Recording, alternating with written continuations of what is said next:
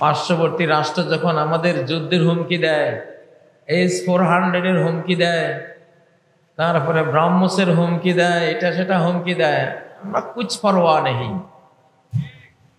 কারণ আমরা তোদের এগুলির মোকাবেলা করব বিশ্ব স্রষ্টা সর্বময় ক্ষমতাধরকে দিয়ে, ওনাকে দিয়ে এগুলোকে নাস্তানাবুদ করে দেব। তোদের 33 কোটি দেব দেবীর ক্ষমতা থাকলে ফিরাস তোরা নাকি পারবে? বান্দা চলে মাহবুদের বলে, বান্দা চলে যার মাহবুদের যত বল সেই বান্দারও কি তত বল। আল্লাহু আকবার। এখন আমাদের ভারতে মুসলিমদের উপরে নির্যাতন চলছে কিনা? ওরা বলে মুসলিমরা এখানে রিফিউজি, হিন্দুরা রিফিউজি। ভারতবর্ষে হিন্দ নামটা হযরত নূহ আলাইহিস সালামের নাতির নাম, নূহ আলাইহিস সালামের নাতির নাম। হিন্দ এটা আরবি নাম, আরবি শব্দ। কি শব্দ? হিন্দ। হিন্দা বিনতে উতবা, হযরত আবু সুফিয়ান, হযরত মুয়াবিয়া রাদিয়াল্লাহু তাআলা আনহু বিশ্ব শাসক। সেই বিশ্ব শাসক হযরত মুয়াবিয়ার মায়ের নাম ছিল হিন্দা। কি নাম ছিল? হিন্দ। আস-সাইফুল মুহান্নাদ, আস-সাইফুল মুহান্নাদ মানে হিন্দি তরবারি, হিন্দি তলোয়ার। হিন্দ নূহ আলাইহিস সালামের নাতির নাম। এখানে অনেক নবী রাসূলের আগমন, তাদের সন্তানদের আগমন ছিল। আদম থেকে হযরত নূহ আলাইহিস সালাম পর্যন্ত কোন শিরিক ছিল না, মূর্তি পূজা ছিল না। সবাই একত্ববাদী মুসলিম ছিল। কি ছিল? একত্ববাদী মুসলিম ছিল। তো ভারতের মুসলিমরা তোমরাও হীনমন্যতায় ভুগবে না, তোমরা ভারতে ভূমিপুত্র তোমরা। এবং ভারতেও ইসলামটাই মূল ছিল, পরে মানুষ গোমরা হয়ে মূর্তি পূজা করেছে। আগে মানুষ আল্লাহ পূজারী ছিল, ঠিক না? কি ছিল? কানা বাইনা আদম ওয়া নূহিন আশারাতু কুরুন কুল্লুহুম আলাল ফিতরা আলাল ইসলাম। ইবনে আব্বাস বলেন, আদম থেকে নূহ পর্যন্ত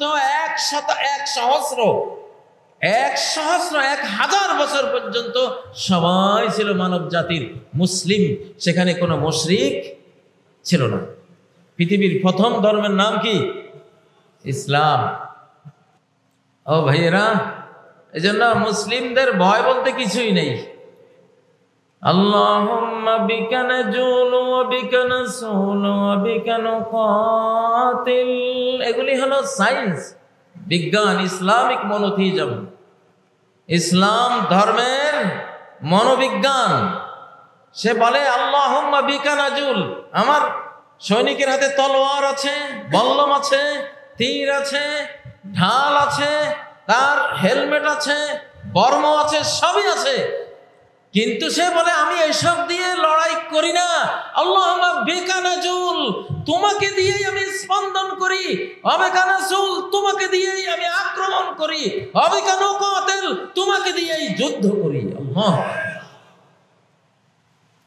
তাহলে বাংলাদেশের সাহস তো এখানে, মুসলিম উম্মার সাহস তো এখানে। সে যুদ্ধ করে কাকে দিয়ে? হ্যাঁ, অস্ত্র আছে। তিনি বলেছেন যেহেতু তোমরা ফিজিক্যাল মানুষ, দেহ আছে, এটা বস্তু জগৎ, কিছু বস্তু রাখো, কিন্তু বাটে বস্তু দিয়ে জয় পরাজয় নির্ণয় হবে না। জয় পরাজয় নির্ণয় কি করবেন? আকাশ থেকে আল্লাহ করবেন। সুবহানাল্লাহ। ভাইরা, সময় বুঝতে হবে। আমি একজন সাংবাদিক, আমি মহাজাগতিক সাংবাদিক, বাংলাদেশের সাংবাদিক না, শুধু এই পৃথিবীর সাংবাদিক না।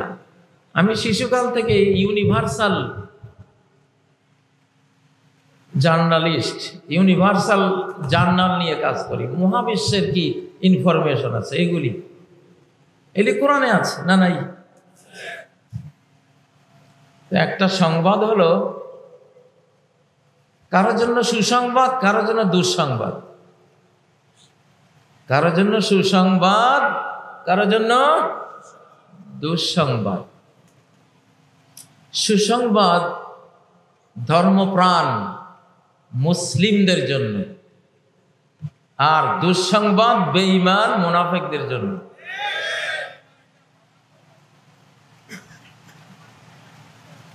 যুগটা বুঝতে হবে।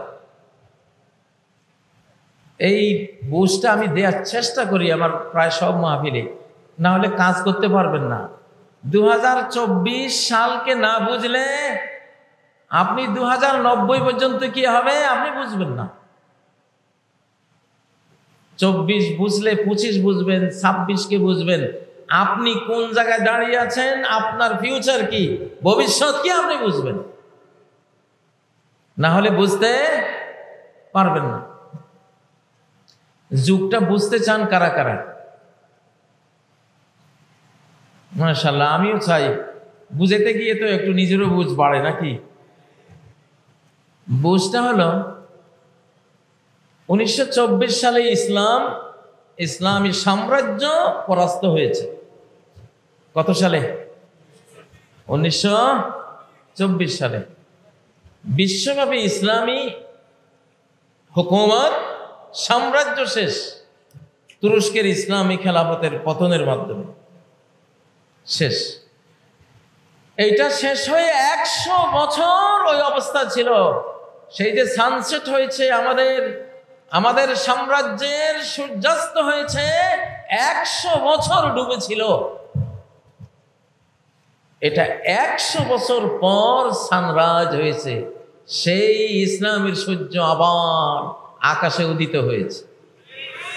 এটা নবীজির হাদিস যে ইন্নাল্লাহা ইয়াবআসু লিহাযিল উম্মাহ, এই উম্মতের 100 বছরের মাথায়, আলা রাসি কুল্লি মিআতি সানা, 100 বছরের মাথায় এমন নেশন আল্লাহ নিয়ে আসবেন, এমন ব্যক্তিদেরকে নিয়ে আসবেন, মান ইউজাদ্দিদু লাহা দীনাহা, যারা এই উম্মতের দ্বীনকে সম্পূর্ণ নতুন করে বিশ্বের বুকে নিয়ে আসবেন, প্রতিস্থাপিত করবেন। প্রিয় ভাইয়েরা,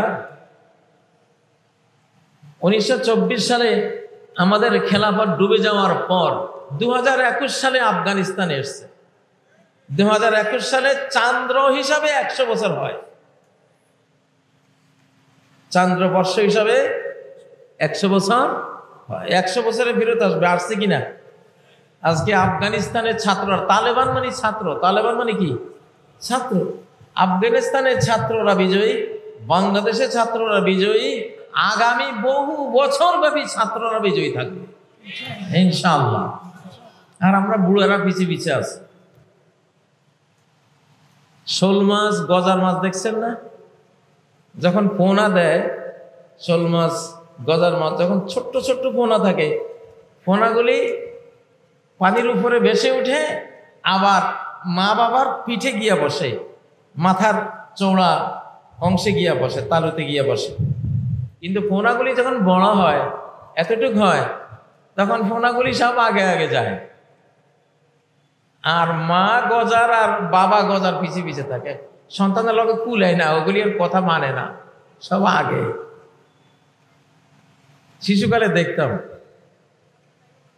এখন মা গজার আর বাবা গজার যতই নসিহত করে ওরা শুনে না। ওরা এখন উদ্দাম, থাকবো না কো, বদ্ধ করে দেখবো এবার জগৎটাকে। ওরা ওদের স্লোগান ওরা দেয়, ওরা মা বাবার কথা শুনে না, আগে যায়। মা বাবা বুঝে যে হ্যাঁ তোমাদের যুগ, যাও, সমস্যা নাই, আমরা ব্যাকআপে আছি, পিছনে আমরা আছি। ওরা পাহারা দেয়, কেউ আক্রমণ করলে ওরা বাঘের মতো হামলা করে, ঠিক না? এখন তোমরা ছাত্ররা, তোমাদের যুগ। এখন অনেকে প্রশ্ন করে, হুজুর ইসলাম ওরা কবে বিজয়ী হবে? আরে বোকা কোথাকার। সূর্য যখন আকাশে, গোটা আস্ত সূর্য আকাশে আলো দিচ্ছে, 8টা বাজে, কয় হুজুর সূর্য উঠবে কখন? এই বেকুবটারে কি করতাম এখন? 2024 সালে ইংরেজি 100 বর্ষ পূর্ণ হয়েছে। 1924 টু 2024 ইংরেজি 100 বর্ষ, আর 1924 টু 2021 আরবি 100 বর্ষ।